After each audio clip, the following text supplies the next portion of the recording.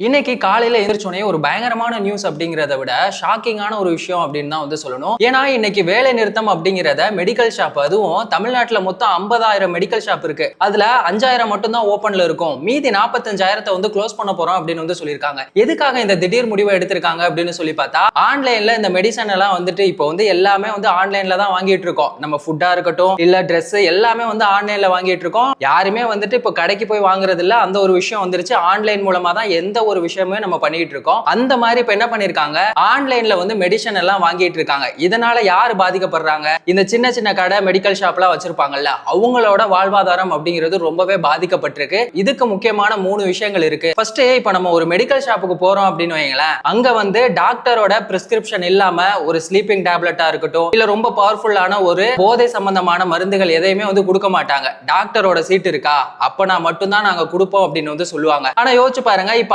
ஆன்லைன்ல நம்ம வந்து டெலிவரி பண்றாங்க, அவங்க வீட்லயே வந்து கொடுத்துறாங்க. 10ல இருந்து 20% வரைக்கும் டிஸ்கவுண்ட்டுமே கொடுக்குறாங்க. அது எல்லாமே நமக்கு நல்லதா இருந்தாலும், இப்ப ஆன்லைன்ல இருந்து வர்ற மருந்து வந்து எந்த குடோன்ல இருந்து வருது,